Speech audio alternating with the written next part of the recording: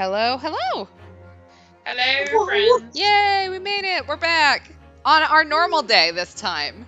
Yes. We're Not back. off the rails this time. I know. Yes. Look, last time, Monday has really fucked me up because I do not know what day it is, and I keep having to do the math of, okay, wait, it's Thursday? Like Thursday? 'Cause then, like Monday felt like Sunday. It was a whole thing. But yeah, we're back. Great Ace Attorney Chronicles. We're in trial again. Woohoo. With like an actual prosecution and defense, and no one is pretending to be anyone else, we think, so far. That we know of. That we know of. I know. I said that and like watch this stream is going to be like 3 people are like, guess who I actually am. But we'll deal with it then. Yeah, so introductions. I'm Kels. I play Ryunosuke Naruhodo and Bailiff Elmo. I am Manabingu, resident voice actor. I play prosecution, a couple of jurors, and Herlock shows. Yeah, if he shows up. And Natsume. If he shows up. Soseki-san. Oh, and Soseki-san. So I either play scared people, hoes, or actually, yeah, just scared people and hoes. Yeah. I assume we'll see That's it. Sholmes at some point. Yeah. He's technically the reason why Natsume got arrested. Yeah. Well, both of us were, but since he thought that the victim ate a bar of soap for The funsies. mic doubling is back, apparently. I don't understand what is going on. Yeah, it's weird. I know midstream my microphone sometimes goes weird and I have to put it back to my audio box, but I don't know Well, it's about weird the because OBS echo. is doing it. Oh. Because I can't hear it. Mm-hmm. Yeah, I can't. Sometimes I can't. I can't hear it right now. I didn't hear it. Whenever the last time I was on stream was. Yeah. Is that Monday? Monday. Let me see if this helps it. Give me just a second.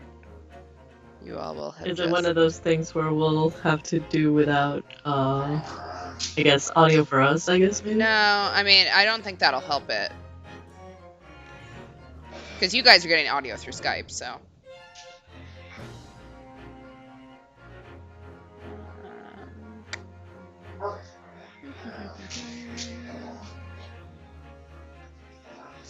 I mean, there's no monitoring on. They're going through it.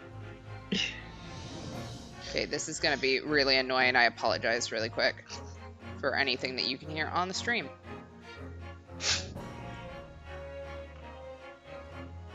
Okay, let's see if that fixed it, maybe?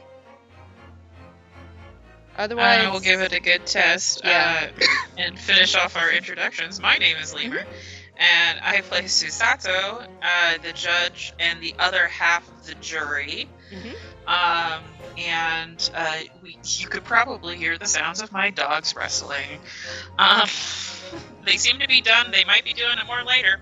But just if there's weird growling sounds, it's coming from my house. I apologize if you could just hear that. The water on my refrigerator was very loud. Like, holy shit, that scared me. Oh no. It did not fix it. Okay, yeah, I have no idea what's going to fix it, because again, it's on OBS. It started in the most recent update, so I'm hoping they update again soon. So, we'll just have to go like this for tonight. All right. So, we've all done introductions. Let's do recap. Let's see. Okay, so after donning new costumes, because we love dress up, we investigated the room and noted its windows, gas meter, soap, a torn envelope piece, and the teacups. Garadeb told us that Shamspeare was a hopeless, destitute actor who woke up early every day, did research on Shakespeare, aka Sal, and died, quote unquote, at night.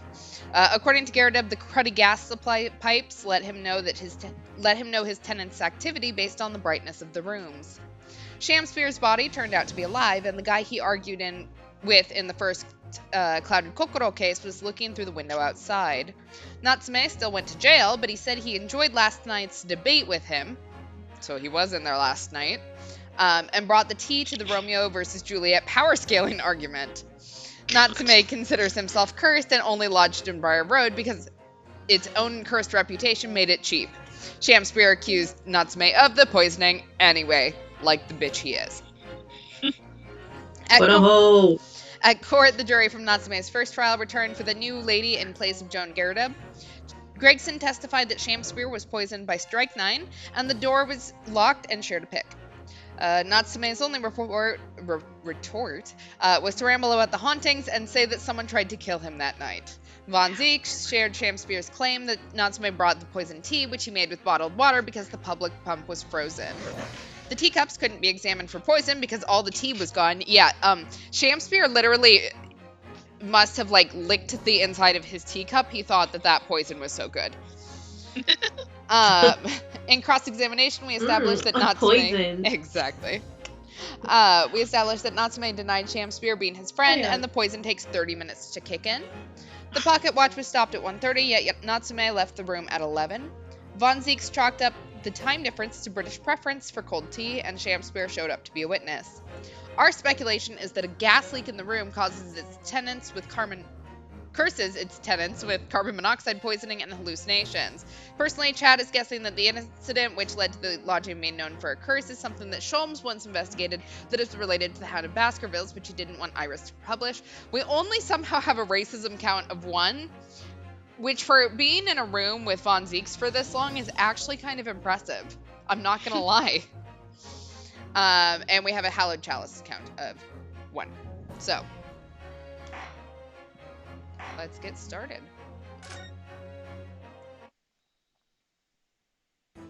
Yippee. All right, so that's Mr. Shamspeare. Oh, that's right, the bitch is here. But who's that other man beside him? It's Popeye. Yeah. Yes, I feel sure that we've caught a glimpse of that man before. State your names and occupations for the court, please, witnesses. Ah, a writer of words so sweet they do scent the breeze, an inventor of ideas so profound they compose the earth. Oh my god. The unrivaled poet, the unmatched scribe, William Shakespeare. What are we barking at? Were the great bard to be recalled to life anew, lo, what a magnificent man! Good fellows, I am he who pondered such a miracle, William Shamspeare. Okay. I'll take him. Okay. Oh, the name's Meterman. Adron B. Meterman. Adron B. What is the... I mean, I get the meter What's the man. pun? Adron B? A drone? As we sit here and try to just slur it all together. Better. I don't know. Someone smarter than us is gonna figure it out, and we're gonna feel stupid. I don't have the galaxy brain for this one. Exactly. I work for the Altamont Gas Company, East End Branch Office. Ah, I remember now. It was yesterday on Briar Road. Oh, yes. She's right. It's him. Oh. What's this? What's that man doing over there? He looks like he's trying to see into Soseki-san's lodgings.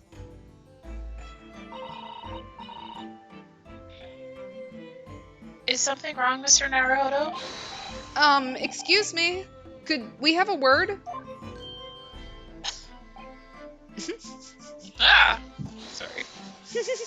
Speaking of gas. She's just gassing you out today.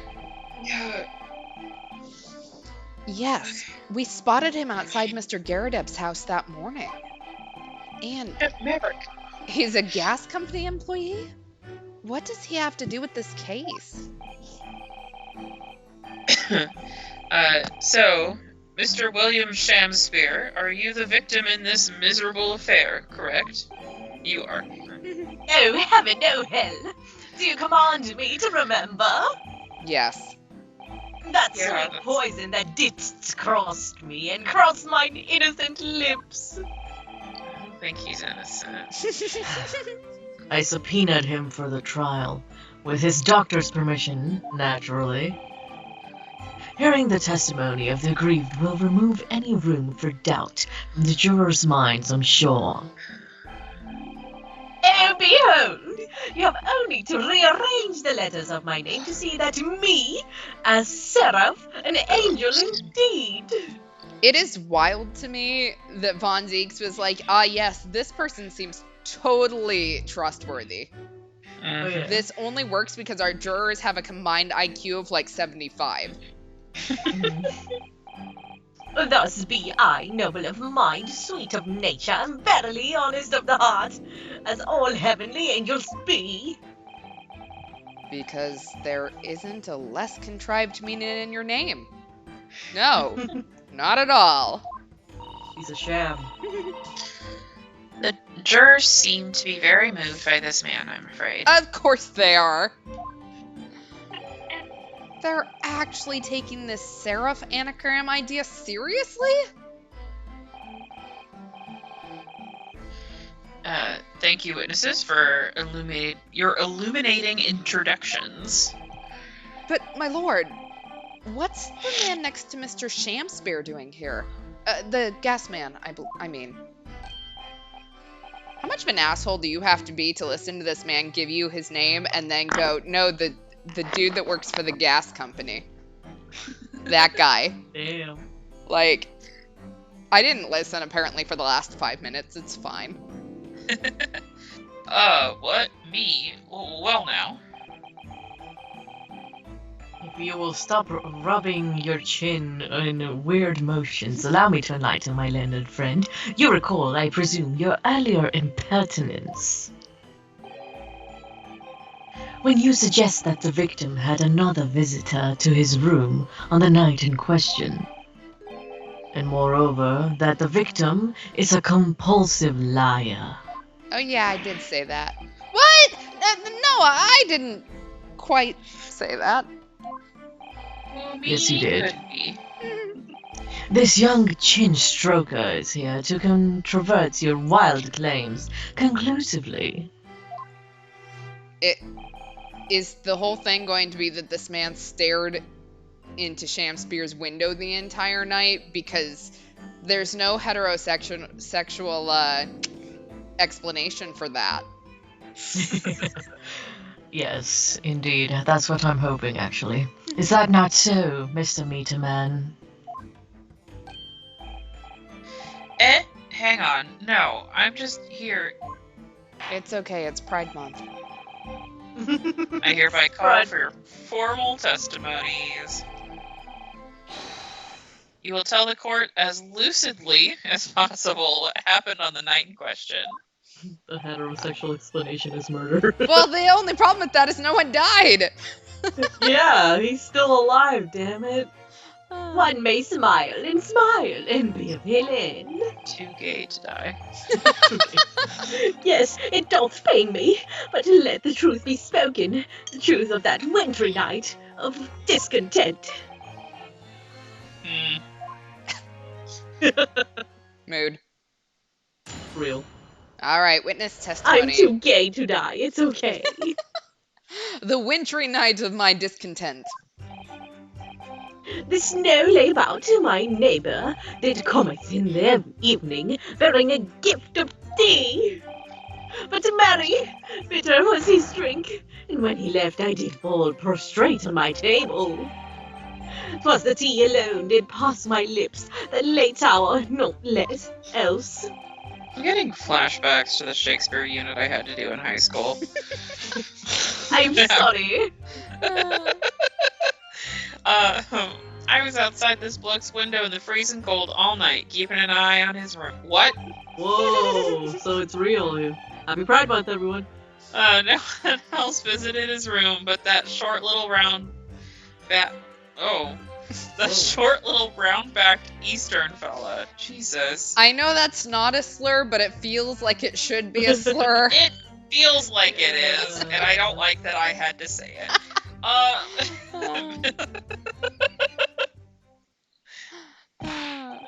Wait, what did you say? You want to go out back? I'm going to beat you up in the parking lot? Like, Yes. you were keeping an eye on Mr. Shamspeare's room all night?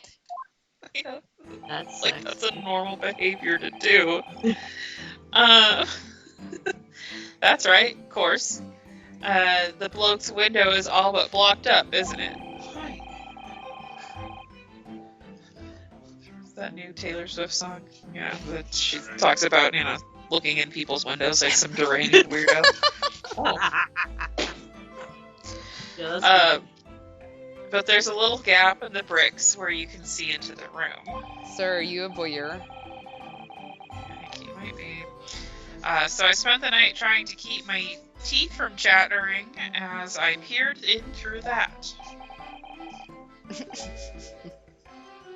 The question is, sir, why? Why? Why? Well, that's because he's on my list. Oh, you're People to kill? Oh, what a piece of work is a man! Wherefore wouldst thou not stare in wonderment? So if he looked through the crack in the bricks all night, I just need him to testify as to what it actually looked like with this Romeo and Juliet conversation. Yeah, if you were there all night, buddy, who do you side with? Yeah, Yeah. like, Team come Romeo on, or man. Team Juliet? Gotta let us know, man. You gotta spill the tea. Mhm. Oh! What are you talking about? Oh, this buzzing busybody hath not part in his play. I pray thee, pay him no heed, make no more ado about his tedious words. Have you ever considered that this is why you don't have work, my dude? This is why you don't have friends. Mhm. Well, What'd you that's say it. about me? Yeah. Fight, Doesn't fight, it- fight. No offense, but like the way he was like leaning out, it looked like his bag looked like his butt, but it looks like a bee. Yeah. Anyway. Maybe that's what the bee in his name is. Oh, bee. Bee. Oh, okay. Galaxy brain right there. Calm yourself. This court is concerned with what happened on the night in question. This is why you got shoved in ye old locker back in school. Oh no. Oh no. I mean, it's true though. Like, Shit. Nothing more. I would have shoved you in the locker as well.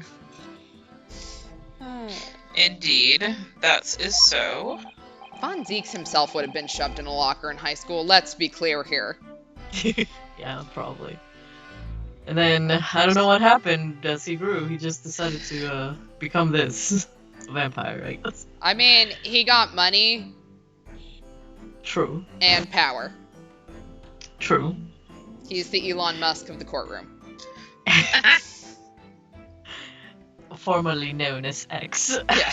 And as the testimony we have just had clearly reveals, there was no one other than the accused present at the time who could have carried this crime. Blah blah blah blah blah blah blah blah blah. Well, I believe this may be the final testimony of the trial. I Von don't think Zeeks was so. shoved into a locker by a Japanese man, and that's why he became racist. No. Now, counsel, the defense may proceed with the cross-examination. Twitter illegitimately known as real. Yes, my lord. All right, let's get into some Oh. cross-examination. The wintry night of my discontent. Slowly about my neighbour did cometh in the evening, bearing a gift of tea. To be clear, by neighbor, you're referring to the defendant, Mr. Natsume? Oh, indeed, sire. Perchance thou wouldst that I call him the man from upstairs. Perchance, would you mind not talking like this? No! And at what time did the mustached Nipponese visit you in your room? Oh, our meeting was promised for the hour of 9, and lo, did he come to tender a gift of fragrant tea. Details which are in accordance with the defendant's own testimony. Yes. Why? And we were broiled in such literary debate as history hath not seen before.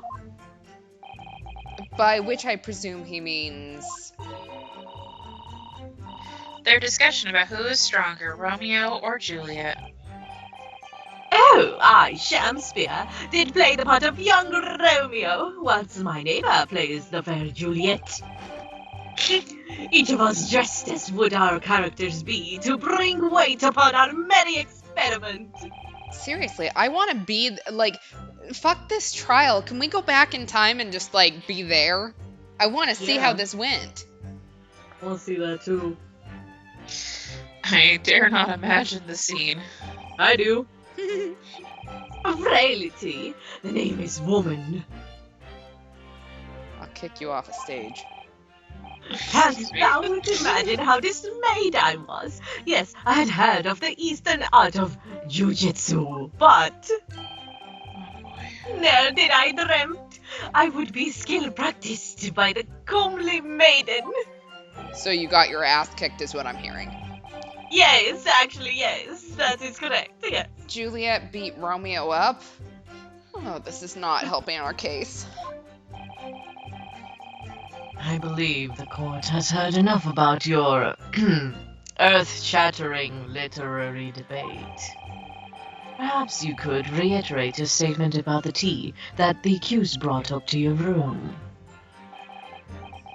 Oh, my liege, I am thy servant. Gladly, I would do thy bidding. And I would do you too, because oh, damn, you're so handsome. Anyway, but merry bitter was his drink, and when he left, he did prostrate me on the table.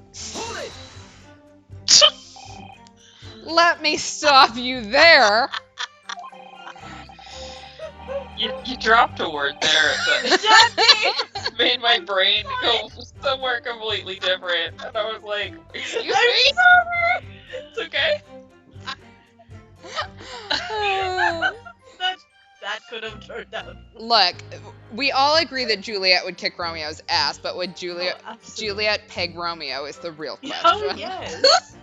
It did happen. Like... Guys, we're not even half an hour into this stream. Okay. Mr. Natsume left your room at 11 o'clock, but it wasn't until after 2 that the poison made you collapse. That amounts to more than 3 hours of missing time. What is that move? He's been getting into Just Dance recently. Oh, he's doing the polka dance. Hey, boogie, boogie, ba, ba, let's go party, party, boogie. I'm pretty sure you're right that that is a Just Dance move, though. If the defendant had really put the poison into your tea, that 3-hour window of time is something you're going to have to explain. Oh, gladly. 'Tis an easy task. What? I did drink the tea, not while my guest did tarry, but after he took leave of me. Faith, 'twas stone cold, but at 1 hour post midnight, verily, were my lips parched. That doesn't sound normal. Oh, have you seen me, darling? Nay, 'tis quite ordinary, sire, after all. Thou wouldst scold our fiery debate amidst such an argument. There'll be no time for fiery tea. Romeo and Juliet again. And who was stronger?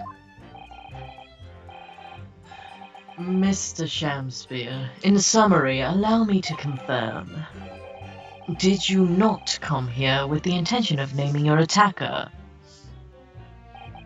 Oh, but of course, my liege. 'Twas the stooped lover of words did attempt to shovel me off his mortar coil. We all know what that means. 'Twas the tea alone did pass my lips in late hour, naught else. Oops. I was outside this bloke's window Sorry, in the freezing I cold. hit the wrong thing. We'll get there. So, you didn't have any kind of evening meal? Dinner? Supper? Fie on luxury, fie on gluttony. To eat thrice daily is but a waste of time. Sorry? I would that be my belly were full no more often the sun doth rise. Well, most heroic eating habits, I must say. Night and day do I fill my hours with learned study of the great bard and playwright. Hence it is that there doth not in my chamber be the costumes of mine art. Someone needs to get me a translator for this bitch. That would appear to be the case, as even a rodent was found starved to death in your room. Now I think of it, it's not just food that was conspicuously missing from that room, is it? I don't recall seeing a single play or script anywhere. But I have devoured them all. Like you Eats ate plays. them? He eats paper. You've eaten them? Every word be within my skull. Didst thou imagine otherwise? Oh my god, Not I if you hate ate this. it. I hate to tell you this, but when you eat things, it doesn't go in your head. Otherwise, everyone would be eating textbooks. Right, that wasn't misleading at all. Now, could you turn around, do you think? Which brings us to the conclusion that the only way the poison could have passed the victim's lips is the tea.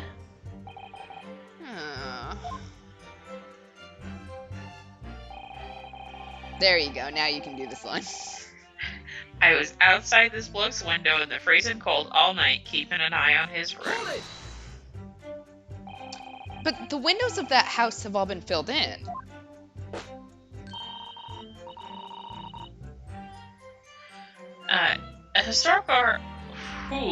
A historical artifact of the now defunct window tax. Yeah, you're right there, all bricked up horribly.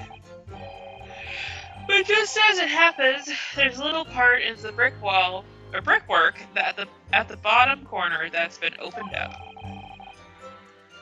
I was looking through that gap.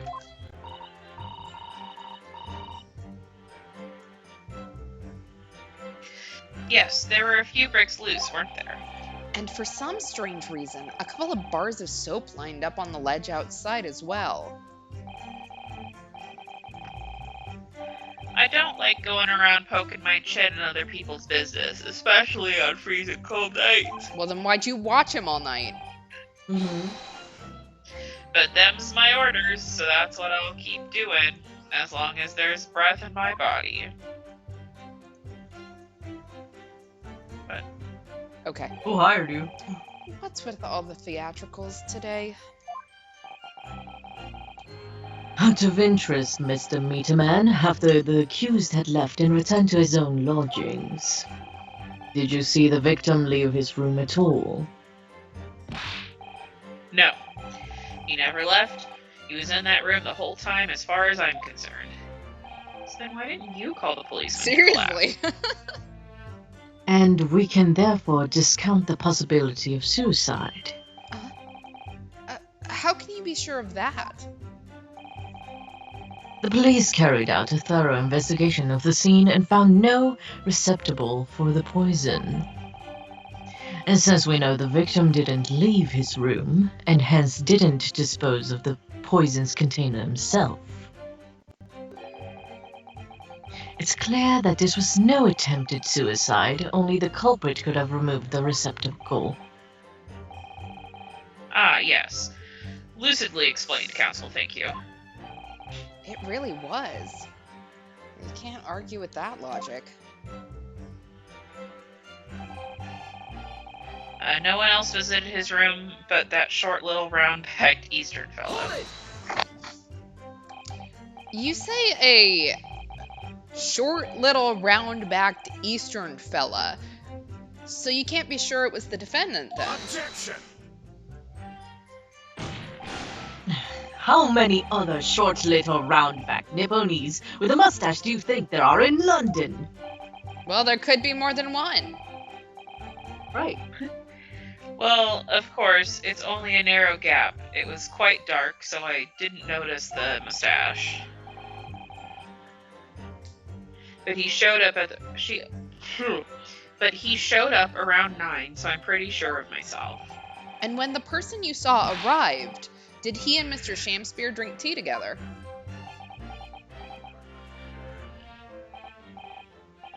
Nah, sorry, I couldn't say. Why not? Because I couldn't see into the room all that well, could I? But what I did see was the silhouette of that little round-backed fellow wearing a pretty dress. Then the pair of them started some kind of, oh boy, wrestling match, I tell you. I didn't know what to make of it. Oh, this is a bad time for me to say I need to go to the bathroom, so I'll be right back. Somebody can take over for me.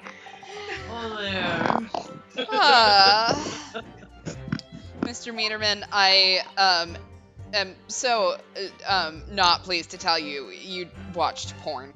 I suppose Live action. that was the Romeo and Juliet championship battle getting underway. Mr. Meterman, allow me to confirm one final time. Apart from the secret setting, that no one else visited the victim of the night in question. No question. Gasman's honor. Well, oh, Hey, well, who's about to save us? Oh, My lord. oh, great. Goodness me. Yes, Mr. Foreman. I've kept my mouth shut and listened up to now, but this has gone long enough. Are you all with me? Yes. Yeah. Are we to understand that you ladies and gentlemen of the jury are in agreement with each other? That you've reached an unanimous decision? Too right we have. Are you all with me? Yes. Yeah. Oh, wait, no! The defense is in the middle of a cross-examination. I have the right to do it. To be honest, I was holding out a bit of hope for you, young man. He's not mad, he's just disappointed. Especially after you identified those few hours that followed the accused leaving the victim's room. Well, then continue to listen, my dude. Yes, the 3 missing hours, as you put it. But in the end, what difference do they make? None as far as I can see. And since that's now apparent, there's really no reason to delay our decision any longer. Like I was saying before, if I don't take 5 bulb home with me tonight, the missus will blow it up. What's that? Sorry, I didn't quite catch what you said. Damn. Very well, let the court be apprised of your decisions.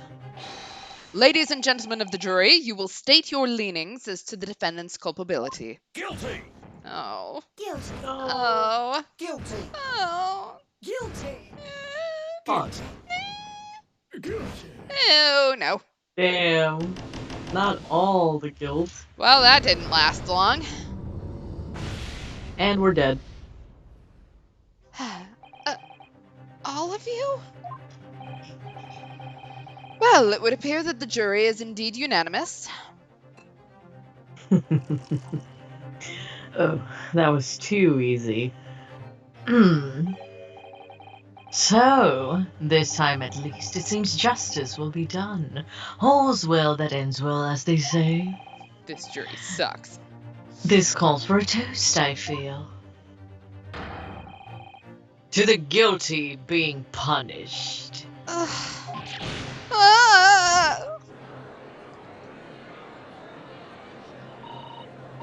Get up, Mr. Naruhodo! Please! The trial isn't over yet! What do you mean, Miss Susato? What about the information I found in this Encyclopedia of British Law I have? That obscure right that belongs to the defense in these situations. Remember? They haven't patched it. that yet? A summation examination. Yes, that's right. We don't have a jury in Japanese courts, of course. But here in a British court of law, if we can reverse the decisions of the majority of the jurors, we can force the trial to continue. This trial can't end now. Whatever it takes, I just can't let that happen. The defense moves to invoke its right to a summation examination, my lord. Why am I not surprised at my learned Nipponese friend's inability to admit defeat? Because half the time I do this and then I win, so maybe you should figure out that you're gonna lose. You choose to cling desperately to some archaic rule you barely comprehend instead of accepting the truth. Certainly no other Back. defense. Perfect, it's your line.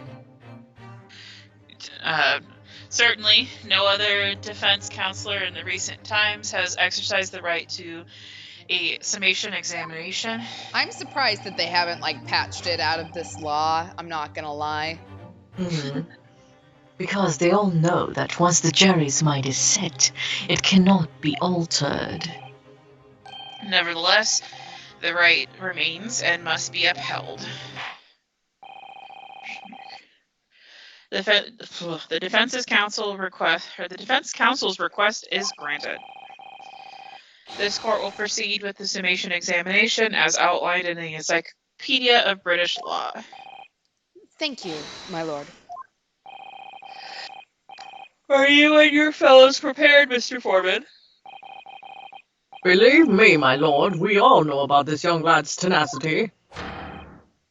And we're ready for it. Are you, though? Very well. In that case, ladies and gentlemen of the jury, I hereby call upon each of you to state the grounds on which you find the defendant guilty for the crime of which he stands accused. Oh, shit. All right.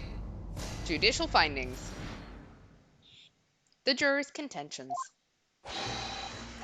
Victor may not be well off, but he's a nobleman, and straight up, there's no reason to doubt the man. I hate this juror. I forgot how much I hated this juror. This guy's a bitch. Well, I do declare the good gentleman has no reason to lie. In fact, I think he's rather splendid. Just look at the accused by comparison. He's Japanese, stoops all the while, and has a moustache. Very fishy. I love how facial hair is fishy. There's no evidence to suggest the gangling actor is a fraudsman. For now, at least. His name is Shamspeare, lady. Shamspeare. Oh, I really don't care. I just need to slaughter in quickly. If only we could dismiss jurors. I feel bad for this guy every single time because he just wants to go work. 3 hours of missing time is nothing when you reach my age, nothing at all. I knew it. Every single one of them seems completely convinced. Maverick? Oh my god. It would seem that all the jurors, I gotta see what he's doing. I'm gonna murder that dog. Have come to the conclusion that Mr. Shamspeare is a fine, upstanding, honest citizen. Drop it.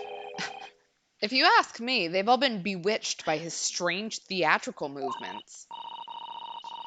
And sadly, nothing Mr. Natsume has said appears to have registered at all. Well, here Oh, goes. great. Let's not Great. forget. I pleaded with the jury on Soseki-san's behalf before and it worked, so you never know. Before we begin, it might be an idea for me to remind you exactly how a summation examination works, Mr. Naruhodo. Oh, Sorry, I put my dog in a timeout. Well, you're still very new to British law, after all. So are you. that's true, I suppose. Yeah, but she actually reads. I just go off of what she's read. And Soseki-san's fate is entirely in my hands now, too. There's always a chance I might have forgotten some crucial detail. Perhaps I should hear Susato-san out. I wonder, should I let her talk me through it again or not bother? I think I remember. I have to compare two of the jurors' statements together, right? Yes. They're going to contradict each other. No need. We'll figure it out like men. Thank you for the kind offer, Miss Susato. But I've been through plenty of these summation examinations already now.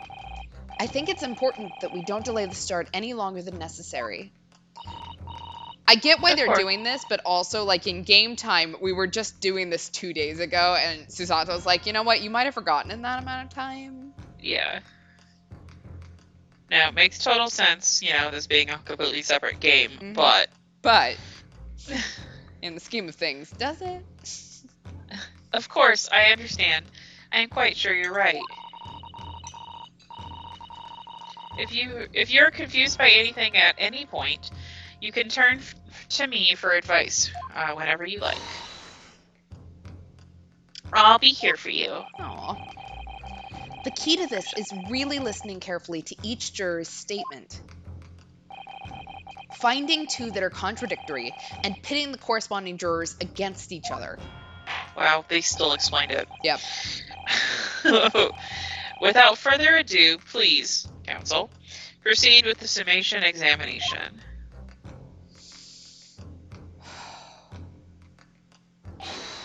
Yes, my lord.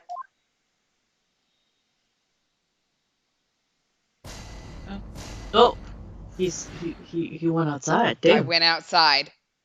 The defense's He touched rebuttal. grass. Time to fight. Yep. The victim may not be well off, but he's a nobleman, and straight up, there's no reason to doubt the man. Well, there are plenty of people in London who seem noble but poor. Couldn't some of them also be liars? I've no doubt about it. Like that shaky client of yours, for example. Absolutely not. Mr. Natsume is no liar. Look, the point is, the only thing that paused the victim's lips that night was the Japanese man's tea. When you take the Gaussman's testimony into account as well, the truth couldn't be any clearer. Well, that's alarmingly logical. But let me be frank here. I'm a gentleman with a gentleman's values. And if it turns out that the old Shakespearean chum is a rotten lie after all, I'll gladly change my decision about the defendant. And I'm sure my fellow gentlemen on the jury would do the same. Isn't that right?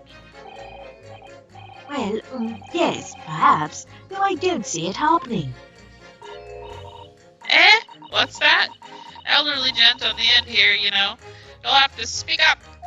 Scan Susato reenact the Juliet versus Romeo fight in front of the jury. I really don't care about this nonsense. I just need this trial to be over. How many gentlemen do we actually have on the jury, then? Just that guy. All right, sir, I may hold you to that. Don't forget what you said.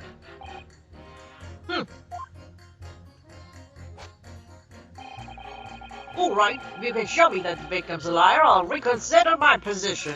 All right. Well, I do declare the good gentleman has no reason to lie. In fact, I think he's rather slighted. Are you saying you believe the man to be trustworthy because he's rather splendid? No, that's not what I said. That's what he said, though.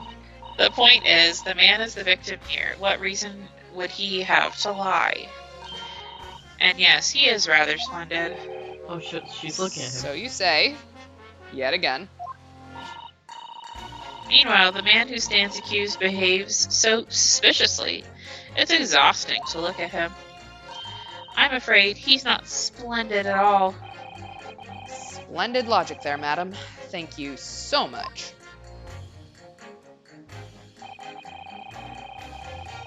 Just look at the accused by comparison. He's Japanese, stoops all the while, has a moustache, very fishy. No, no, no! Not one of those things is a reason to find the man guilty. But he is fishy. There's no point dancing around the fact. He's Japanese, has a moustache, and he stoops. You see, you arrive at the conclusion in just 3 steps. 3 steps, like waltz, in fact. You know, the more I think about it, the more this trial seems like a dance. You seem to be several steps ahead of yourself, though. And you're on the wrong foot! No, there is nothing but circumstantial evidence here. There's no actual proof of the defendant's guilt. But the victim's version of the events is backed up by the big-chinned man next to him, isn't it? 1, he saw the Japanese man there. 2, he saw no one else. And 3, he saw the Japanese man there. Wait. Well, that's another 3 steps. Oh, that really does seem more like a waltz, doesn't it? Right. And the prosecution will waltz its way to victory if I let you speak much more. There's no evidence to suggest the gangling actor is a fraudsman, for now at least. A fraudsman? What do you mean by that, madam? Well, let me tell you. It really is a most tiresome problem for the company, most irritating. We can be absolutely certain that a customer is stealing from us, but without hard evidence, we can't even threaten to take action for fear of being sued. I'm sorry, you've lost me a little there. Who are you?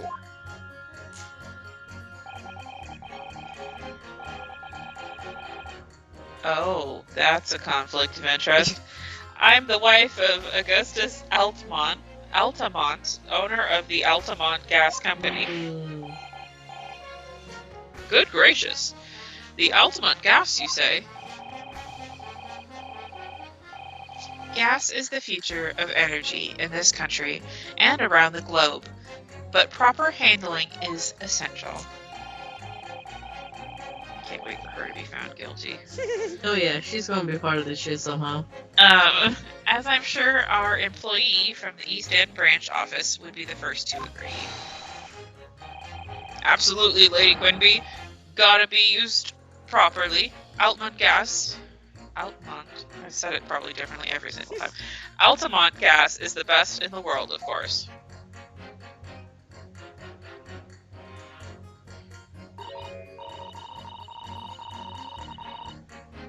Ah, I think we may have solved the mystery of the bow from earlier, Mr. Naruhodo. Right. Bow? He bowed in deference to his employer's wife, did he?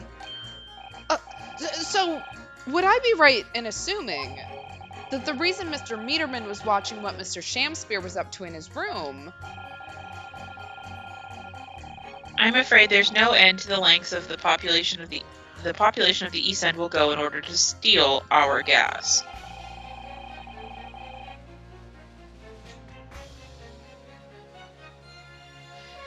So I really have no choice when the company identifies somebody as a possible fraudsman.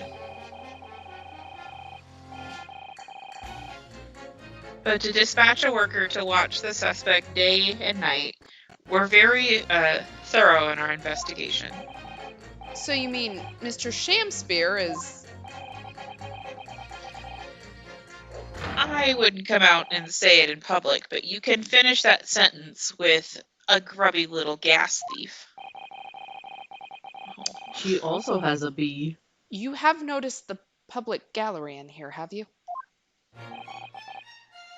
The eye of a man hath not heard, the ear of a man hath not seen.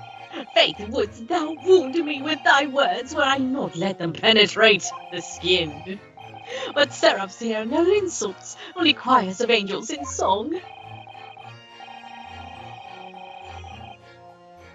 We may not have evidence yet, but my workers won't stop buzzing around you until they find it. And when they do, you'll find yourself blasted back to your angelic heights in an Altamont gas explosion.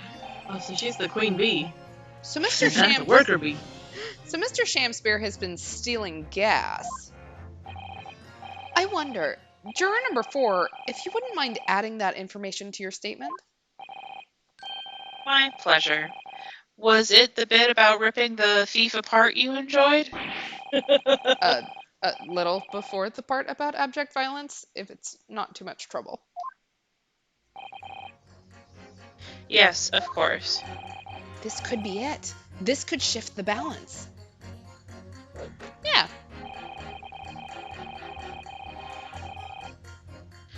The victim puts on a fine performance, but in reality, he's a common thief of my company's gas. Objection! Those two statements clearly contradict each other. Good gracious. To whose statements do you refer, counsel? Juror number 1.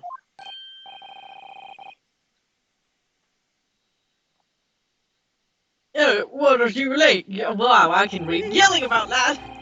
I presume you've heard juror number 4's statement, made by the wife of the owner of Altamont Gas. Oh, yes. Actually. The victim, who you claim to be a noble, straight-up man, in fact, turns out to be a common thief. Oh, so the good lady says, but there's no evidence, is there? You and I both heard them say as much. It's true, we don't have evidence as such just yet.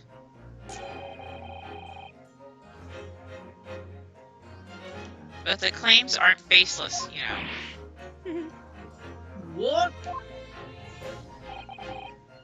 You heard me. Seeing as his operation has already been compromised, I would suggest that the court hears testimony from our East End branch office employee over there. I'll do whatever you say, my lady. Gasman's honor.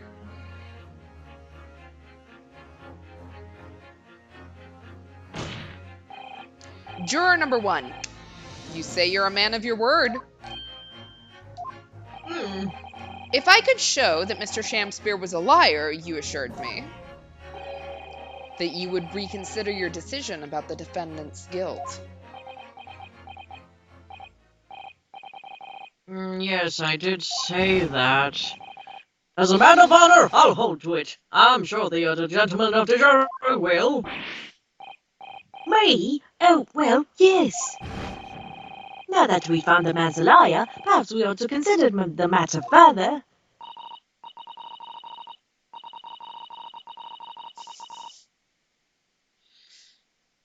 Well, if I'm perfectly honest, I haven't heard half of what you've been saying. If this means you'll recap a few points, that would suit me down to the ground. Oh no, I'm not having any part of it. I want this trial over and done with. In that case, I shall change my leaning. So, Mr. William Shamspeare, if that's even your real name, we of the jury demand to know exactly what kind of a man you really are. Woo! Wow, this guy just wants to go home. I mean, fair. This man has been on jury duty for ages now. Yeah, nobody wants that. Like, that's 4 jurors. 4 for not guilty. Yes, Mr. Naruhodo, victory. I love how I'm shocked too. Like, holy shit, I did it. Odor, odor. Well, this is quite extraordinary, I must say. As a result of the defense's summation examination, the jury's leaning has changed. Now only 2 jurors say guilty, whilst 4 say not guilty. I therefore declare this court to be in the state of a discord. In order for the trial to continue. Woo! Whee! Ha.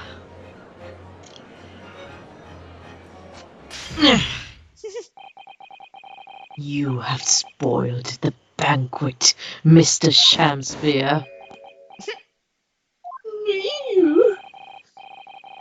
The ladies and gentlemen of the jury now find they are unable to trust you, the victim. Oh, but you gods will give us some faults to make us men. So God mend me, I do swear. This gasman speaketh that which concerns him most, not but gas, not by thin air. It burneth bright in a while, but it hath no substance, and it doth reek foul. Boy, what did you say? Fight, fight, fight. Fight. Do I take it, Mr. Shamspeare, that you denied the allegations of gas thievery? I mean, he's in a courtroom. I would expect him to, yes. I guess we have seen more wild things, like the last trial that we did, where the man said, of course, I stabbed her, but she was already poisoned, so it didn't count. Right. No take backsies.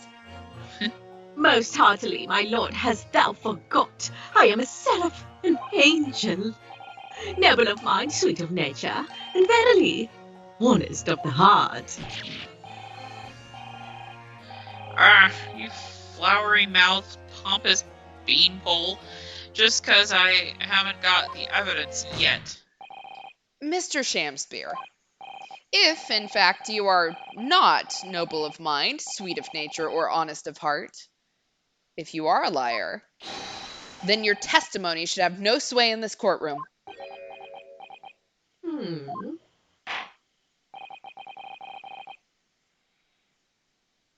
It is my considered opinion that at the present time, no other possible culprit of this crime has been identified. All testimony heard by the court thus far heavily implicates the defendant. In short, it would not be unreasonable at this stage for me to rule on this case. Oh no. Oh no. However, in light of the fact that the jury has expressed concern about the fidelity of this witness, I believe it would be inappropriate for the court not to pursue the point further. Why would you even say that, Your Honor? I assure you, my lord, that would be a waste of the court's time. The gas and this case are unrelated. Juror number 4. Yes. Didn't you say before that although you had no hard evidence to prove this man has been stealing gas, you have strong grounds for suspecting him? That's right, we do. Don't we, worker? Worker. Absolutely, Lady Quinby. Gasman's honor. Quinby. Very well then, we will hear your testimony now. You will tell the court precisely why you believe the victim, Mr. William Shamspeare, has been stealing gas. Yes, my lord. If I may, my lord. Go ahead, madam. This worker's testimony may have a significant bearing on the good name of my husband's company. Therefore, I should like to take the stand alongside him in a supervisory role, if you wouldn't mind. Ooh. Oh, wow. Wahoo! Oh yeah, sweet as honey. Yeah. Okay, that's an odd reaction to having your boss's wife come near you, but Whoa, he Feels likes a her. little sus. Very well. As an exception, I shall honor your request. Thank you, my lord. You wait till the boss gives you an earful. Oh, it's gonna sting. You mark my words. So you will both testify before the court on the subject of the illegal consumption of the Altamont Gas Company's fuel. Yes. Is that clear, my good man?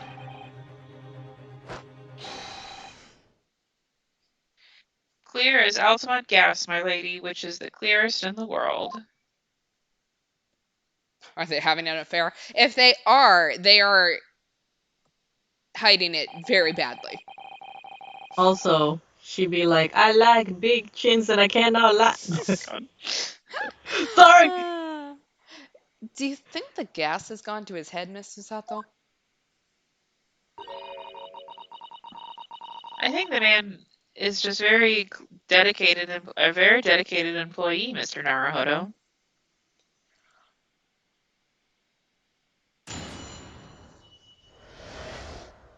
All right, the Altamont Gas Company's investigation.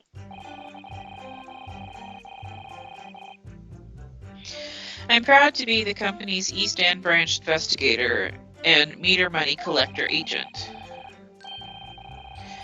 Altamont gas meters accept through penny bits, each coin giving customers about 2 hours of gorgeous gas. And yet, the meter in Mr. Shamspeare's room didn't have a single coin in it. The meter doesn't appear to have been tampered with, though, and the collection agent has the only key. Somehow, he's using all the flamin' gas he wants without paying a penny. If that's not thieving, what is? Did he use a coin on a string? Yes. Look, Like a the Looney Tunes classic cartoon. trick has to work in ye old vending machine. Like, Right. Pray forgive the discourtesy. The irrelevance of this testimony caused me to turn my hallowed chalice. no, I that's needed just a called drink to alcoholism. get through this. What do you mean by that remark, Lord Von Zieks? Did the mustachioed Nipponese poison the gangling excuse for an actor, or didn't he? That is all that should concern this court, and yet now we must listen to this abhorrence. Ugh. Clearly what separates the vast British Empire and your eastern island nation is more than geographical distance. But this could turn out to be crucial testimony. The cross-examination must go ahead. Oh. Bottle down. That bottle had it coming. Do what you will.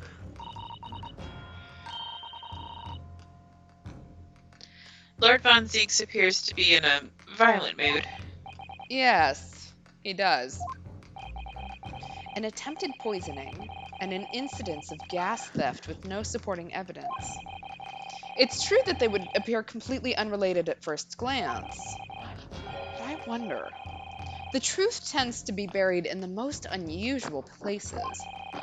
And the first step in uncovering it will be to establish just who and what this man really is. A sham? Beer. Just like his name suggests. All right, let's cross-examine. I'm proud to be the company's East End branch investigator and meter money collection agent. So does that mean you enter people's houses in order to empty their gas meters? That I do. Have to try to catch people when they're in, then ask permission to come inside and do my business. Does that mean you've been into Mr. Natsume's room before, as well as that of Mr. Shamspeare? Well now, interesting you should bring that up, because I couldn't believe how little money was in his meter. I mean, how the pair of them survive the winter is beyond me. It really is. Knowing Mr. Natsume, he probably spends all his gas money on books. And then when he's finished reading them, he probably burns them for warmth. Shit. You will kindly reiterate your statement about the gas meters themselves, Mr. Meterman. Not much to say, really, but as you wish. Altamont gas meters accept threepenny. I think it's threepenny. Bits. Threepen? Threepenny. Threepenny? Yeah.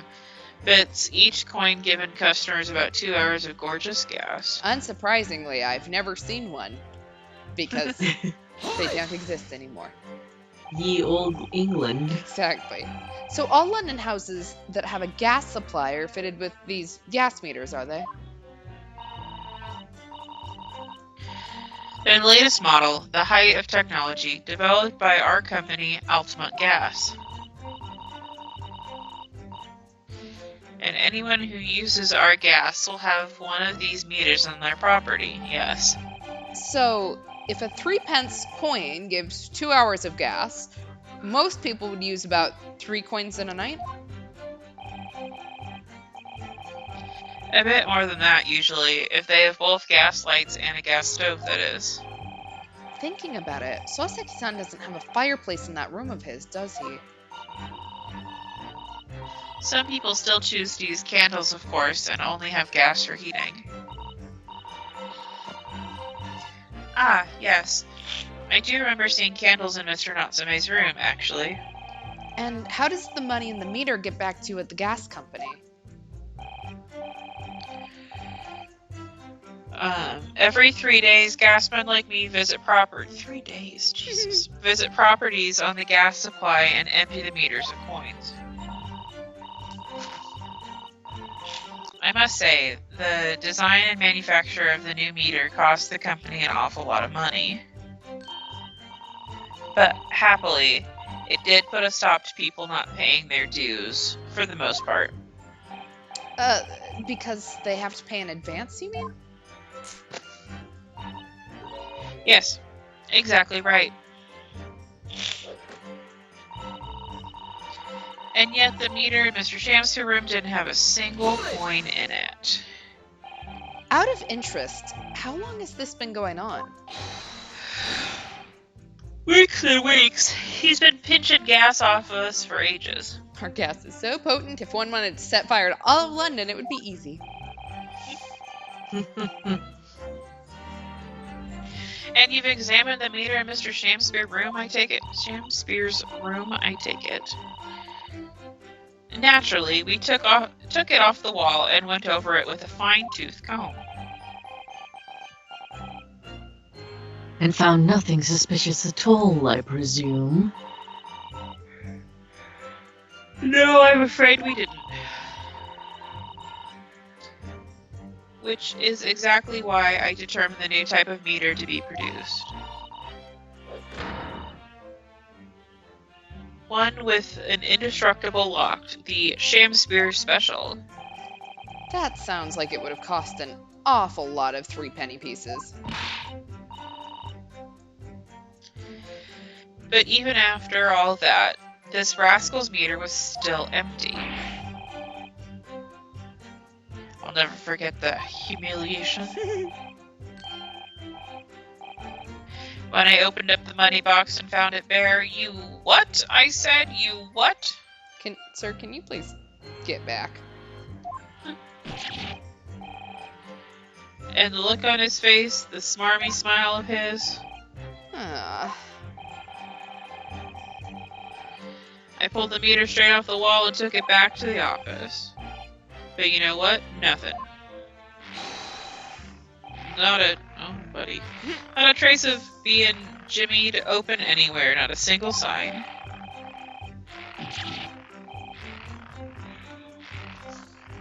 The sound effect I know. of him yanking on his kerchief there is interesting. And Oh, what's God. happened to my salary as a result? Down by 3 shillings a day, that's what. Sir, not in front of my salad. Yeah, a life-threatening situation in a number of ways. Incidentally, what became of that meter? Nothing became of it, I still got it. Oh, Right here. no wonder they call you Meter Man. I think that would be prudent for the court to sequester this item while the trial is ongoing. All right, we have a gas meter. Definitely. Although at first glance, there doesn't appear to be anything unusual about it.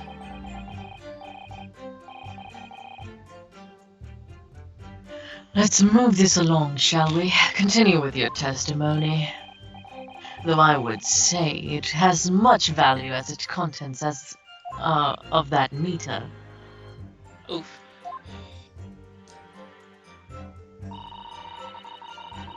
The meter doesn't appear to have been tampered with, though, and the collection agent has the only key. Before we go much further, let's take a look at the gas meter. Okay, so that's a very sturdy looking padlock, isn't it? And the money box is sealed with beeswax, too. So if Mr. Sholmes were to get up to any mischief, he'd be found out immediately. Mr. Naruhodo, mischief of that kind is not the sort of thing that Mr. Sholmes would do. You know you didn't finish that sentence, don't you? Well, anyway. Shamps would. It's understandable that the gas company would want to safeguard the money that's rightfully theirs. But it does feel a little over the top, perhaps, doesn't it? Okay.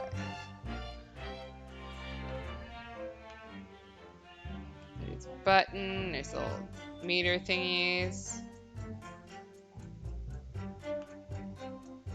I'm not really seeing much on this thing.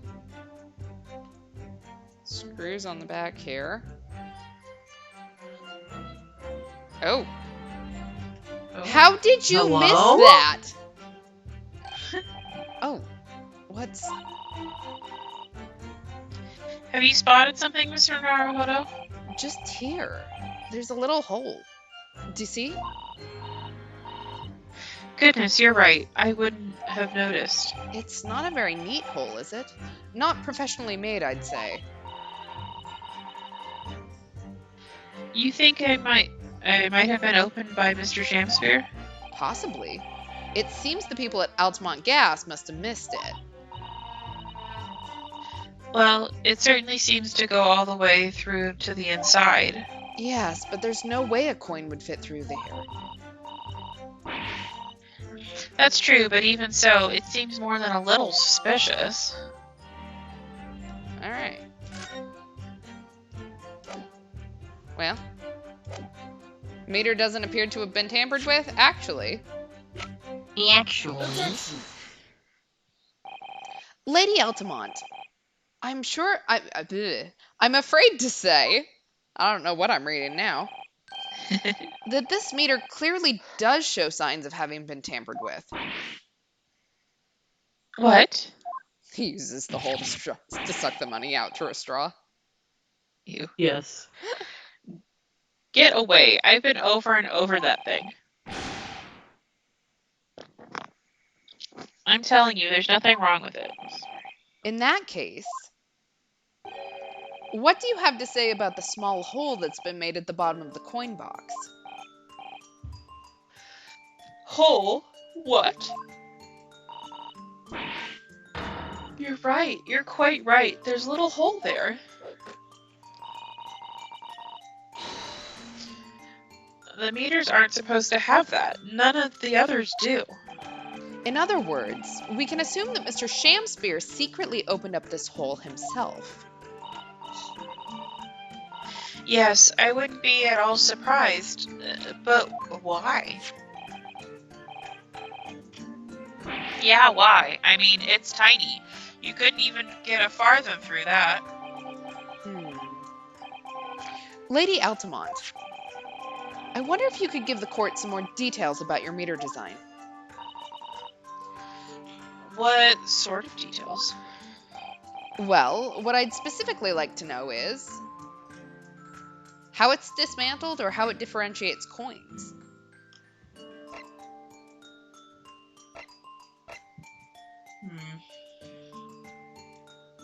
How it differentiates coins? Sure, let's go for it. How does the meter tell the difference between different coins?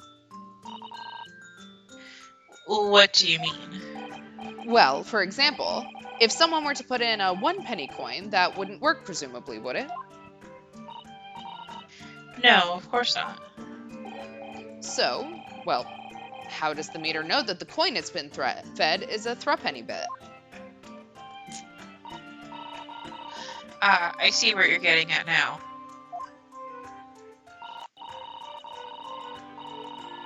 The meter tells coins apart by their shape and size, which includes their thickness. A 3-penny bit is about 3/4 of an inch in diameter, you see. The other coins just won't fit. Ah, I see. It's clearly been very well thought out.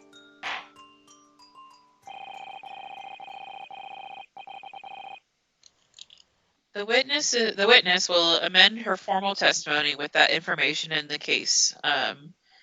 With that information in the case, it is pertinent. As you wish, my lord.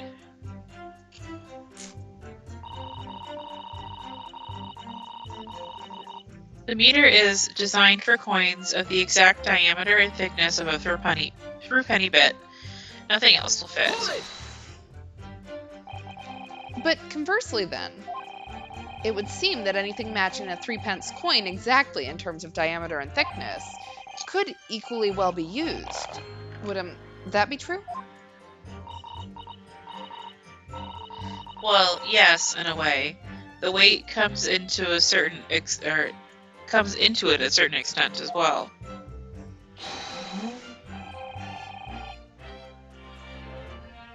I've thought of that though, anyway. If I find any fake coins inside that box when I empty the meter, the contract says the customer has to pay 100 times the amount they diddled as a fine. We live for moments like that, us gasmen do. Oh my god. Live for them. Ha ha ha. It would seem the gas company has thought of everything. Wahoo! Hooray for gas, hurrah for cash. Altamont in all the way. That's quite enough of that. I'm almost Damn. glad that she is there. Yep. Remind me, how big are 3-penny bits? About 3/4 of an inch across. What do you think, Mr. Naruhodo? Is this 2 centimeters measurement significant? Or perhaps there's some other aspect of the meter's construction that we should be focusing on. Yes, you may be right. Perhaps I should try a different tack here. Like asking about whether the meter can be dismantled, for example. Sure, let's delve deeper. Yeah. Why not? How can the meter be dismantled? Dismantled? What a Yes, stupid question. given that there are no signs of it having been forced. I'm wondering if perhaps, rather than being broken open, it might have been taken apart. Well, yes, that does make some sense. The padlocks are made by a first-class locksmith from the finest quality steel. And the meter box itself is made from plate steel as well, welded shut to ensure it can't be opened again. I can assure you, it's quite impossible to dismantle it. Wahoo! Yeah, nothing leaks from Altamont meter, no coins, no gas, no nothing. I see.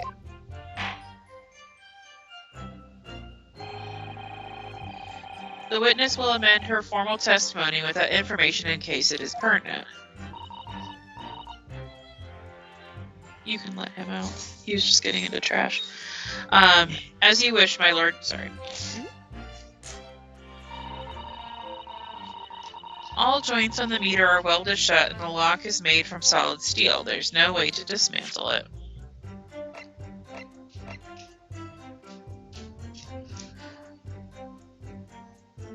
Oh my god, I think I figured it out.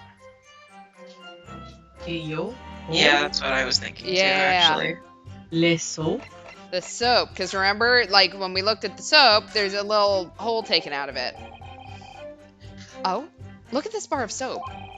There's a circular depression on this side, about 2 centimeters across.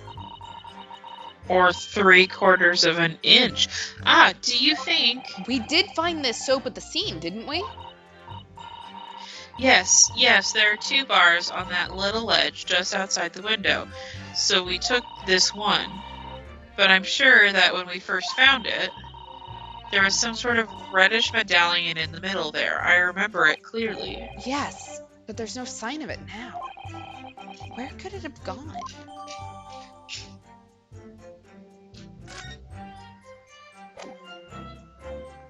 Maverick. I don't know, where did it go? I don't see it in this picture. Well, like, so there's... Eat it? Well, the melted stuff under it could be soap. That's a possibility, yeah. So, like, he was using, like, the heat of his, like, furnace or his stove Mm-hmm. to then melt the evidence of his soap coin. Yeah.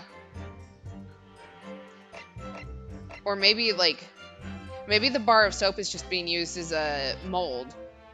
And there's something Yeah. else, you know, like wax or something that's being...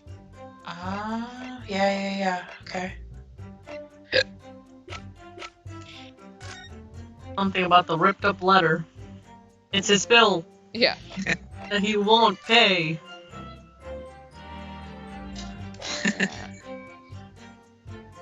It kind of looks like Pikachu's tail. It do. It What do if look that- like Pikachu did. What if that thing is a wax seal?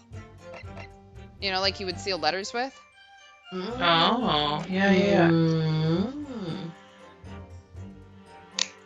Okay, well, we still don't have enough information, so... Has anyone ever tried? Oh, yeah, they've tried, but they've all given up before long. After all, if they actually broke into the meter, the company would be able to take legal action. Yes, that makes sense. What do you think, Mr. Naruhodo? Is the welded steel construction significant? Or perhaps there's some other aspect of the meter's construction that we should be focusing on? Yeah, you should be right. Perhaps I should try a different tack here. Like asking about how the meter differentiates coins, for example. Yeah, we're going to delve deeper into that one, because I think that's the one that we need. Okay, yes, we have already determined how it tells between different coins. Blah, blah, blah, blah. Size, shape, weight. Drop pennies.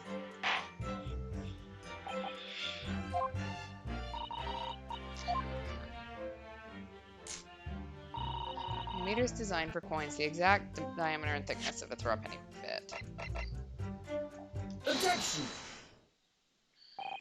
Let me just confirm something here. If the diameter and the thickness were to be correct, the meter would accept any object as if it were a threepenny bit. Is that correct? Yes, that is correct. Well, by something of a coincidence, while we were investigating Mr. Shamspeare's room, we found a particular item that matches the dimensions perfectly. Something the same size as a threepenny bit? What was it? The item in question is this. What the? What have you been inhaling gas? That's a bar of soap. It certainly looks nothing like the threepenny bit, I must say. It looks like I'm going to have to point out exactly what I mean here. What's so important about the soap is this part here. Got it! You have to turn over the soap to see what I mean. Oh my god, you dense motherfuckers. Ah! Are you referring to that round depression in the middle of the soap there? That's right. A depression that's approximately 3/4 of an inch in diameter.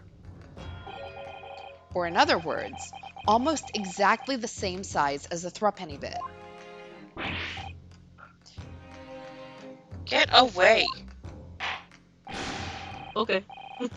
Does anyone here present have it in their Does anyone here present have in their possession a threepenny bit?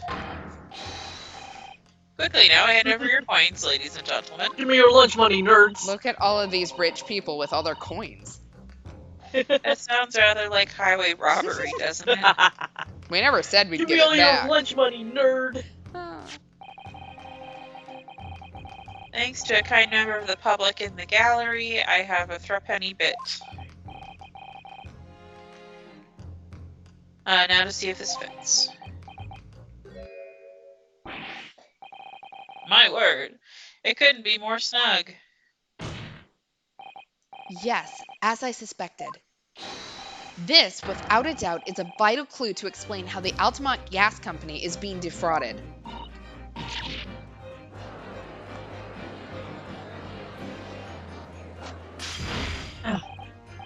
So, your assertion amounts to what? That some inferior bar of soap has a tentative connection to the theft of gas? Yes! Said it with my whole pussy there. The depression in the soap was clearly made by a threepenny bit. You're full of love, Bussy. I must consider at least that pushing a coin with some force into a poor quality bar of soap such as this, must concur, not consider, is a remarkably simple way of replicating the coin's shape. And then you could use it, well, some melted wax or something, to pour into the mold. You could make fake coins in no time. How has no one else figured this out? This brings all the pieces of the puzzle together. It's the method Mr. Shamspeare has been using to steal the gas. That's the missing link. And now, if I follow the chain of thought, it's going to bring me to a new explanation for what happened that nobody's considered yet.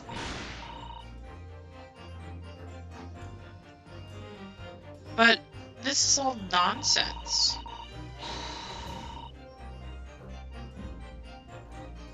If the man had been making fake coins, my workers here would have found them when they emptied the meter. Quite true, Lady Altamont. In the absence of some black magic that could make them disappear. I see. That's what we're dealing with, is it? There is one form of black magic that could cause the fake coins to disappear into thin air. Yes. Exactly. And the meter here gives it away. What on earth? There are remnants of the magical method used visible on the gas meter taken from the victim's room.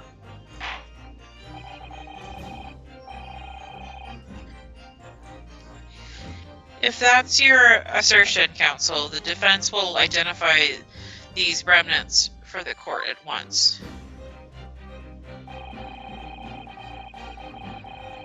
Where on the meter are the remnants of the method used to make the fake coins disappear? BC. The whole. Yeah. Well, Yeah, because think about it. Well, if the coins are made out of soap, all you have to put is water in there, and poof, they're they're gone. out of wax. Oh, they're wax? Yeah, they're wax, which is why I'm thinking it's this little thing candle? behind here. Oh. Well, I'm thinking it's the wax seal off of the envelope, right? That gets melted down. Then they push it in. And when the heat turns on, then the wax melts there. And I'm assuming that's what this green is. I could be wrong, but Do we want to save? It's too late, probably. I can't hit the save, so. So I feel pretty confident in that. Oh, I can inspect. This is quite a tough padlock. What are you doing, Mr. Naruhodo? Oh, I was just seeing if it was possible to force it open. If you break it, I'm afraid you'll be forced to pay a fine. Oh, no. Oh, that was close then. Perhaps tell me a little sooner next time? I'm not looking at that. I'm looking at the thing behind that. Maybe it is the hole. Well, we can't see anything on the hole, but I guess we can inspect it. There's this little hole in the bottom of the meter here, isn't there? And it looks as though it was made by somebody who didn't really have the right tools.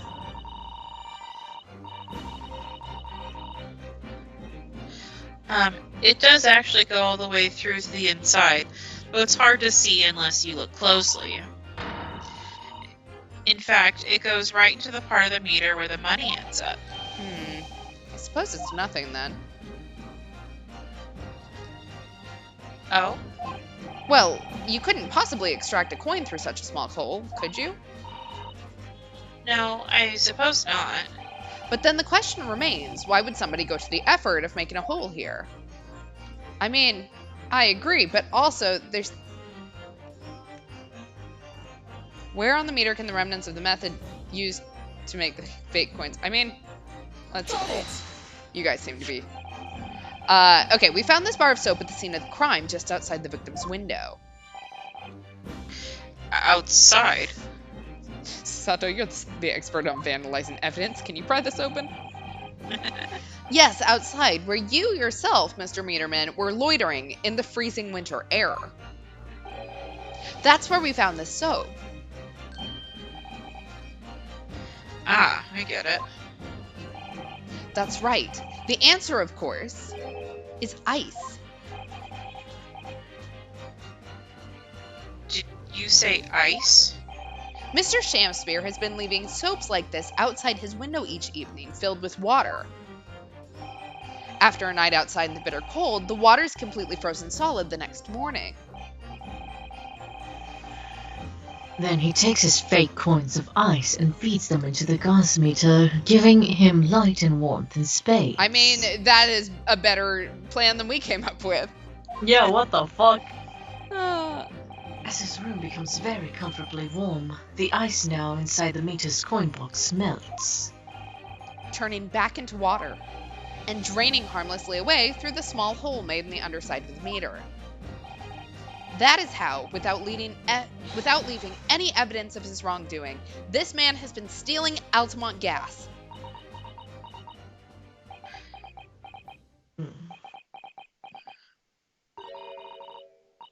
Just like that, so simply. Is he trying to make us look like idiots? He's been fooling us all with some bars of soap and some water. I mean, look, I respect the grift, so... The grind. The grind, too, I mean. That's right, madam. He literally put the bars of soap, like, right outside his window. Mm-hmm. I don't believe it. It can't be true. Do you have any idea how much money we spent to develop that new meter? And now you have the audacity to suggest that a bit of soap and some water can render it totally useless? I'm fairly sure I didn't design it. Evidence. Sorry? I want evidence if you're going to stand there and tell me our meters are rubbish. I want to see proof. Sato looks like she's about to cry. Yeah. She's very good at enforcing accountability, isn't she? Oh, Susato, please. Ah. Very well, Like, Lady I like Ellie. strong ladies. Yeah. If you'd like evidence, I'll provide it. What? Mr. Naruhodo, are you saying you do actually have evidence to support this theory? I do, actually. I did notice a trace of something that bothered me a little at the time.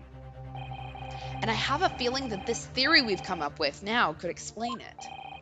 The piece of evidence that substantiates the theory about how Mr. Shamspeare has been stealing gas is it's the crime scene photograph, because we've got that puddle of water. Yeah. This is a photograph of the scene at the point when the victim was discovered, taken by Inspector Gregson. And it clearly shows the remnants of the crime carried out by Mr. Shamspeare.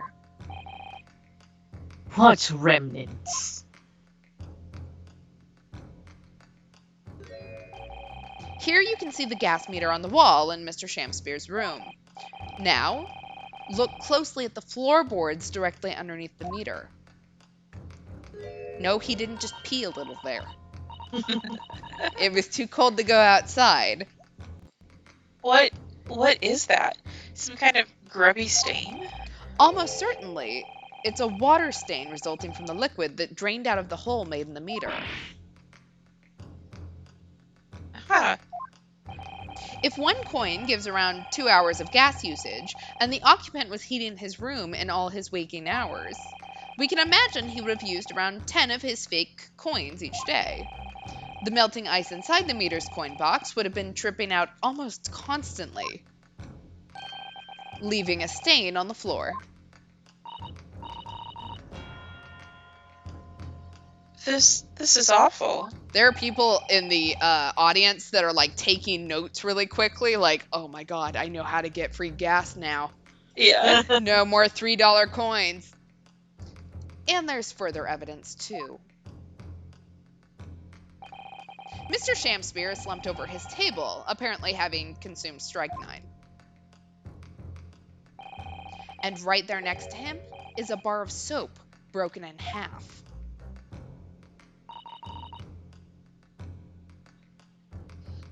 You're right.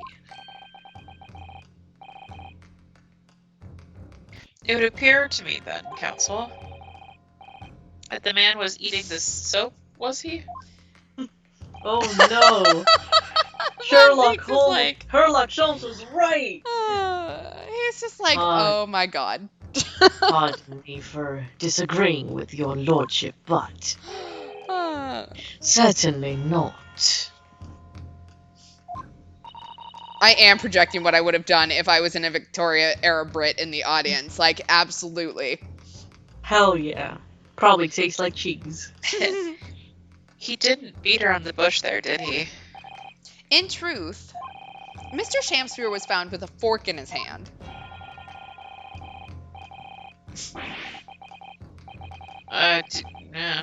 Do you mean to say he was using that fork to... Yes. To extract a frozen coin from the bar of soap. Ah. But the bar broke in half. So perhaps it didn't go very well? Good gracious. My wig. Good gracious, my wig. Oh, I need bottle down. another. I just finished this second bottle. Lord Von Zeeks. I was throwing my hand up in despair. And caught And the my bottle bottle. on the way? Oh my My god. bottle. And happened to catch my hallowed bottle on the way. Pray, forgive my maladroit mistake. Uh, What is the meaning of this, Counsel? I don't like it here. Allow me to pose my learned friend a question. so what? What exactly did you establish with your most recent cross-examination? Well,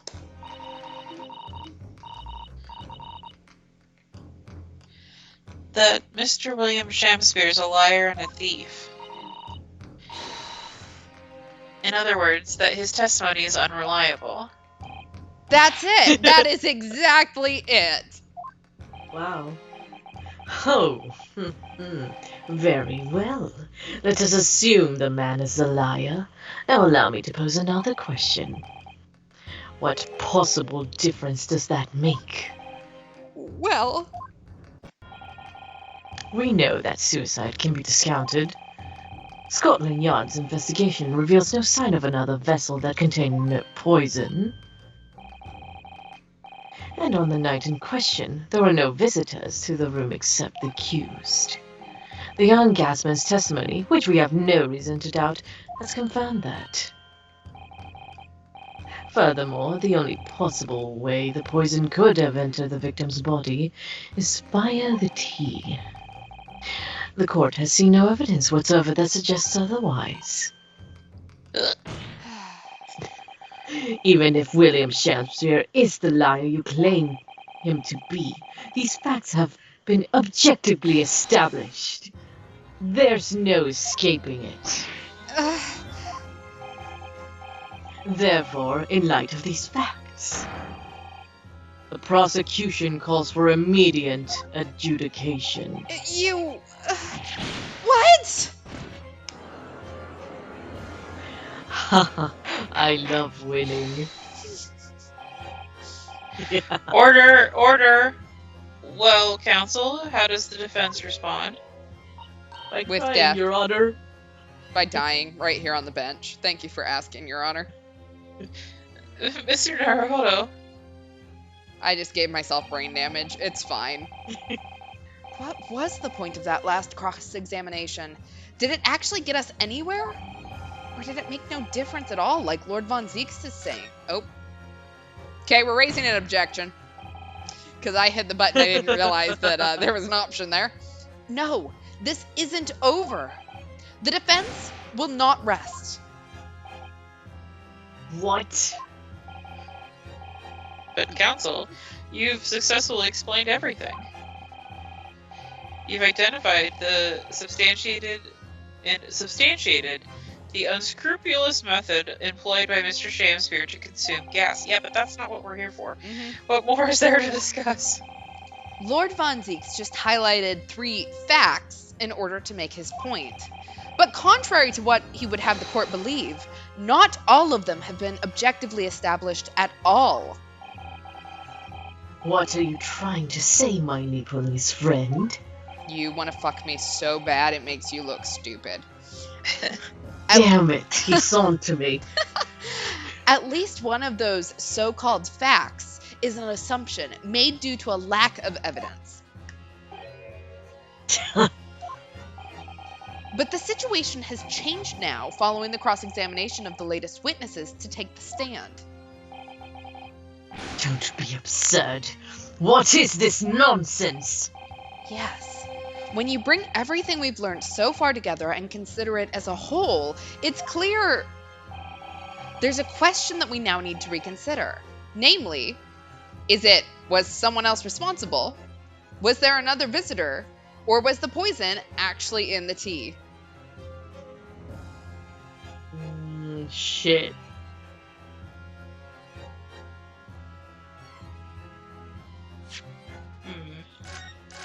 Yeah, save, oh yeah, save, oh Da-da-da. yeah. All right, what do we want to go with? Okay. There we go. Was someone else responsible? Was there another visitor? Or was the poison in the tea? Isn't technically was someone else responsible and was there another visitor the same question? Yeah. So should we go with was the poison in the tea? Yeah, that's the only odd one out, yeah. Sure. We've all been led to believe that the strychnine poison that afflicted Mr. Shamspeare was in the tea brought to him by Mr. Natsume. But that's conjecture at best. Objection! The victim has testified that nothing else passed his lips that night. There's no other possibility. The victim is a liar. It says there was no trace of the tea left at the scene. It couldn't be tested for traces of the poison. As I said, the situation has changed. Because, in fact, some of Mr. Natsume's tea was left at the scene. And a particular piece of evidence proves it. Objection! A ludicrous claim. Scotland Yard detectives investigated the scene exhaustively. What evidence are you suggesting they missed? I don't know. The defense Susato, has made help a me! bold claim indeed. Very well, counsel. Present your proof. What evidence from the scene of the crime can you tell us about the nature of the defendant's tea?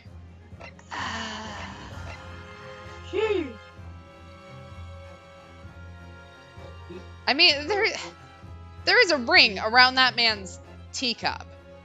There is remnants of the tea. Yeah. Because the one that has no tea ring is Mr. Natsume's. Yeah. Yeah. Let me double check anything else, but I'm gonna go with it. It seems pretty obvious to me. What exactly is the piece of evidence supposed to reveal about Mr. Natsume's tea, counsel? Okay. Well, I suspect it may, possibly, be related to the tea in some small way, if we dig deep enough. Then you will be digging for a very long time indeed, my learned friend. Oh. Even at the bottom of the deepest chasm. No sense in that absurd assertion. Alright, well, regroup. Ugh. Sometimes I wish I could disappear down a deep chasm to escape his deep sarcasm. Oh shit, that was clever. Clever wordplay. Then I advise you to think more deeply before you answer again this time. Fuck.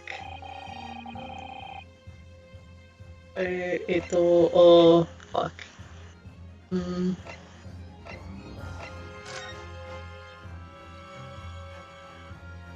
You can't drink tea with a fork. Oh yeah. No. I mean, I assume it's not the gas meter, because that doesn't make No. any sense. No. The nature of the defendant's tea.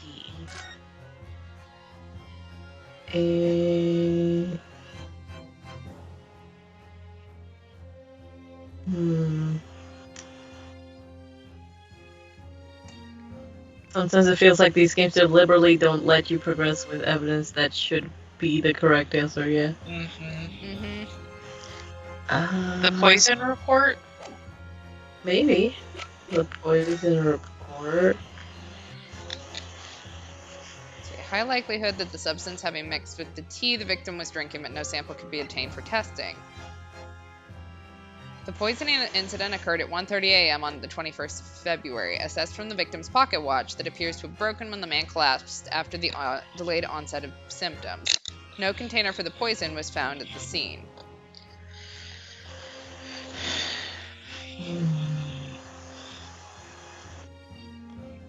The pocket watch? No.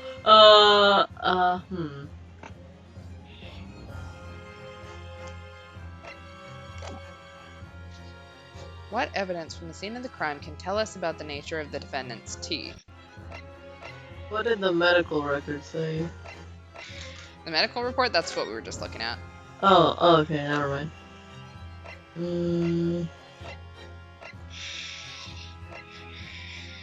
Nearby. Oh, the secondhand book receipt.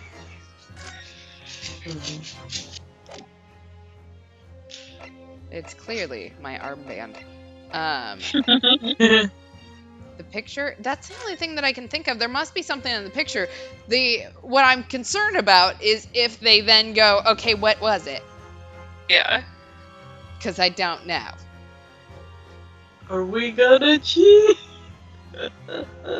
For the first time? Are we stumped? It's the first time this game. Yeah, if someone wants to look it up. Because I'll be completely honest, I'm stumped. Yeah. Ryunosuke went on a weird tangent for me. Anna, are you looking it up? Let me Yeah, me too. see. Where do you guys usually look this kind Google. of Google? This is Great Ace Attorney 2. Great Ace Attorney 2. Yeah, because I don't say anything about the gas meter that would affect it, and quite honestly, the gas meter wouldn't affect it.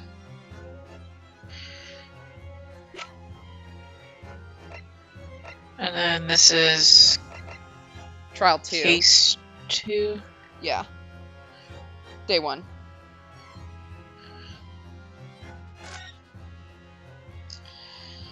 Yeah, chat's thinking it's the picture of the scene. Hmm. I mean, that's the only thing I can think of. Yeah, because nothing else makes sense. Hold on. The problem is that I'm having an issue determining what it is.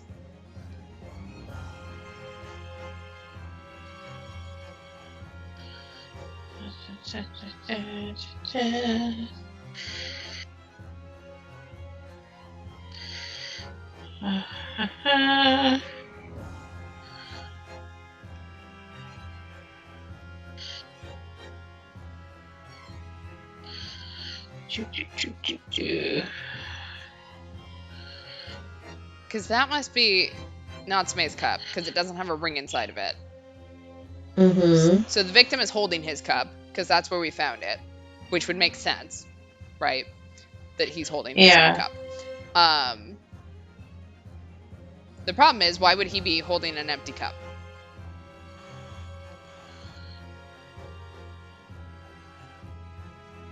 Okay, what is the question that we're trying to answer again? What evidence from the scene of the crime can tell us about the nature of the defendant's tea? Okay.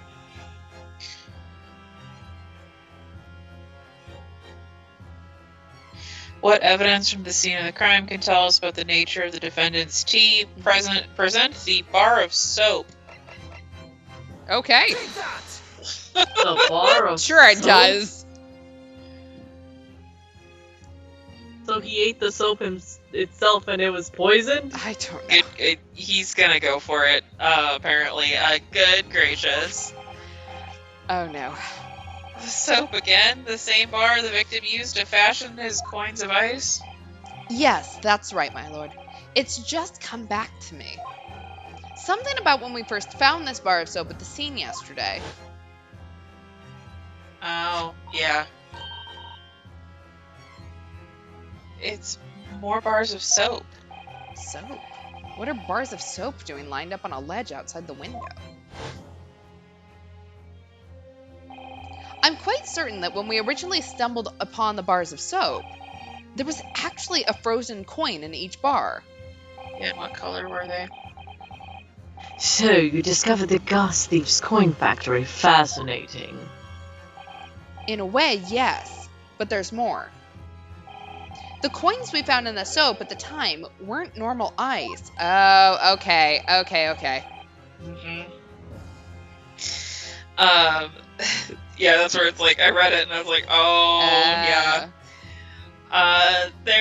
There was something strange about them, you mean? I was still thinking that was wax for some reason. I'm really fixated on that piece of envelope. Yeah. Exactly.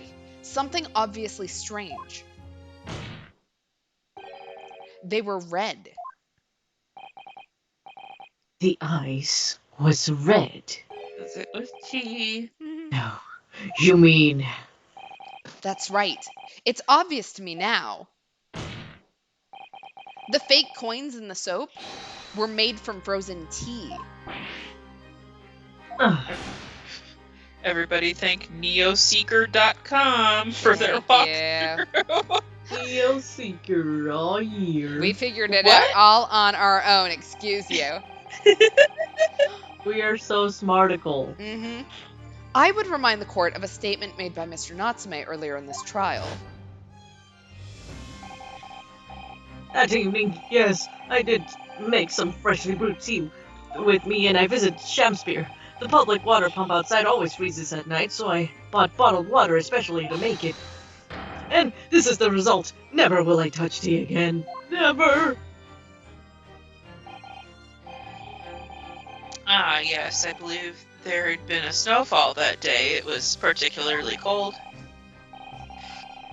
Sadly, on such occasions, the poorly constructed water mains on the east end are prone to freezing. So on the night in question, Mr. Shamspeare, having no running water to use, was forced to use the tea brought by Mr. Natsume in order to make his fake coins. Ugh. There were 2 bars of soap on the window ledge when my judicial assistant and I investigated the scene.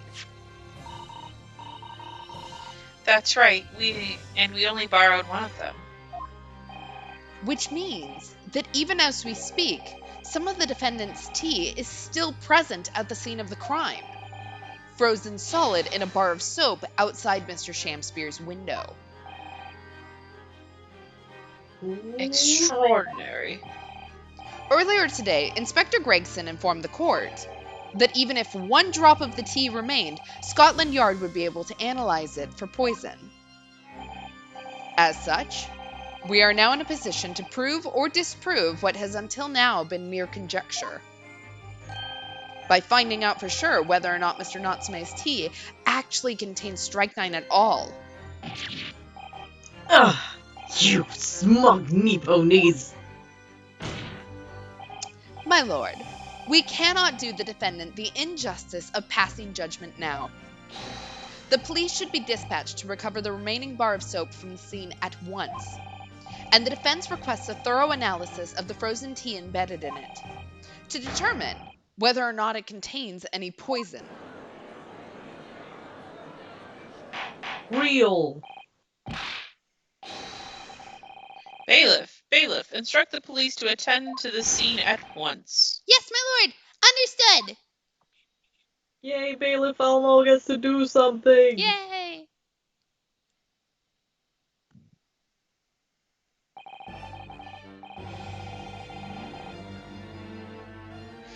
The music is so dramatic all of a sudden. It would seem that we have no choice but to suspend these proceedings for the time being.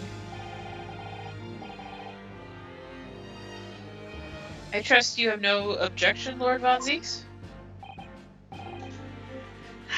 None, my lord, regrettably. Scotland Yard will cover the tea from the scene and carry out the requisite tests immediately. The trial will resume in the same hour, at the same hour tomorrow. The prosecution and defense may conduct further investigations as appropriate in the interim. Yes, my lord.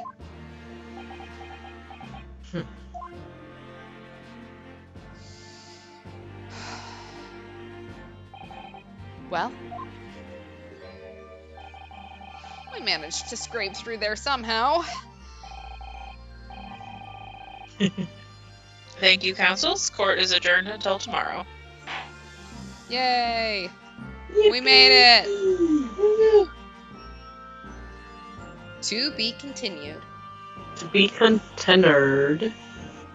Yay! We only made it through with one moment that we couldn't figure out. But We were well, close. that's good if it's good that they're making a game that is not predictable. you know? Exactly. That's half of the fun of solving the mystery. Exactly. It is fun. All right.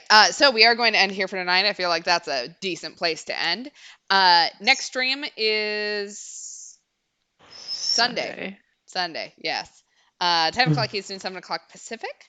Anyone got any announcements? I do not. I have 2 upcoming performances. At the end of this month, I will be performing at Anime Festival Orlando. So if you are attending that, huzzah! If not, VOD Gang. I will have my performances up on Instagram as usual, and hopefully YouTube as well. And yeah, Metro Rock Live is also my second performance at MetroCon this year at Main Events on Sunday, July 7th at 11 a.m. Again, if you can't make it in person, do not worry, VOD Gang, I got you, and the concert in full will be up on my channel after MetroCon. So yeah. Yay. Because of that, though, because of concert preparations, I will have to be on hiatus until after MetroCon for streams, but I will come back after I sleep. Yes, please rest up. You're doing good work. Yeah. Thank you. And happy early birthday to Lemur because we won't be streaming until after your birthday. Yeah. So Happy congratulations for birthday. getting old with the rest of us. Yippee! Happy cycle through the sun for another time. Exactly. Yeah. Thank you. Solar cycle anniversary. Yeah. So if you stream with us on Sunday, we'll throw you a whole birthday bash. Yippee! Yeah, I might need the recovery after Father's Day stuff. That is Oh, fair. Look, you can use me as an excuse to not do Father's Day stuff, I'd like to point out. I will say, y'all are my excuse because my family got in town today. So thank you Oh. for being my excuse for not being a part of that today. hooray! We are happy to be of service. Feel So- free to continue to use us for that. I appreciate y'all. You're real ones. You're the real ones. Real. If you need another excuse, we can of course stream more times. True. I can think of a emergency stream we need to do. We'll be okay. Emergency Baldur's Gate. Exactly. Look, it's an emergency. You didn't get to kiss your wife I one gotta last kiss my time. wife for my birthday. Exactly. Yeah, that's Like- your birthday wish. You can't destroy a birthday wish. Exactly. Like, it's like good luck for the next year. You kiss Karlak, you get good luck or something. I don't know. Yeah. Anyway, so yeah, happy early birthday. And thank you, chat, for the wishes that my week was better. It is only sort of, but I'm surviving. So Ball. yeah. So yeah, that's all I got. Thanks for hanging out, and we will be back on Sunday. Goodbye. Bye.